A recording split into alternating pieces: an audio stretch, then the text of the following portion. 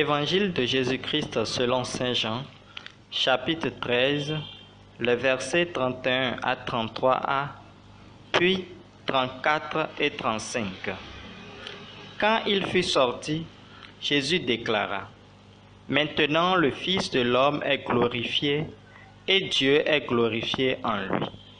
Si Dieu est glorifié en lui, Dieu en retour lui donnera sa propre gloire, et il la lui donnera bientôt. Mes petits enfants, je suis encore avec vous, mais pour peu de temps, et vous me chercherez. Je vous donne un commandement nouveau, c'est de vous aimer les uns les autres. Comme je vous ai aimés, vous aussi, aimez-vous les uns les autres. Ce qui montrera à tous les hommes que vous êtes mes disciples, c'est l'amour que vous aurez les uns pour les autres. Acclamons la parole de Dieu. Méditation.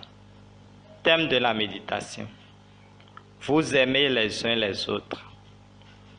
Aujourd'hui, Jésus nous invite à nous aimer les uns les autres. Même dans ce monde si compliqué où nous devons vivre, compliqué à cause du bien et du mal qui s'y mêlent et s'y amalgament, fréquemment, nous sommes tentés de le regarder comme une fatalité, une mauvaise nouvelle, alors que nous, les chrétiens, sommes censés apporter la bonne nouvelle de Jésus-Christ dans notre monde violent et injuste. En effet, Jésus nous dit de nous aimer les uns les autres comme il nous a aimés. Jean 13, verset 34. Et une bonne façon de nous aimer, de mettre en pratique la parole de Dieu, c'est d'annoncer à toute heure, en tout lieu, la bonne nouvelle, l'évangile que n'est que Jésus-Christ lui-même. Mais ce trésor, nous les apôtres, nous le portons en nous comme des poteries sans valeur. 2 Corinthiens 4, verset 7. Quel est ce trésor? La parole Dieu lui-même, et nous sommes les poteries sans valeur. Mais ce trésor est une richesse que nous ne pouvons pas garder pour nous, car nous devons la répandre. Allez donc de toutes les nations, faites des disciples, et apprenez-leur à garder tous les commandements que je vous ai donnés. Et moi, je suis avec vous tous les jours jusqu'à la fin du monde. Matthieu 28, les versets 19 et 20.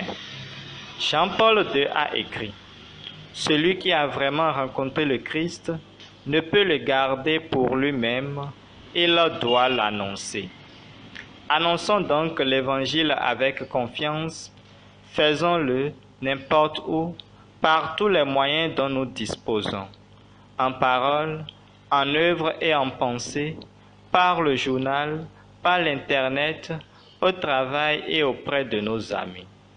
Que notre sérénité soit connue de tous les hommes. Le Seigneur est proche. Philippiens 4, verset 5. Par conséquent, comme le pape Jean-Paul II le souligne, il faut employer les nouvelles technologies sans ménagement, sans aucune honte, pour faire connaître aujourd'hui les bonnes nouvelles de l'Église, sans oublier que ce n'est que si nous sommes des personnes de bonne volonté et changeons notre cœur que nous réussirons à transformer aussi notre monde. Méditation proposée par l'abbé Jordi.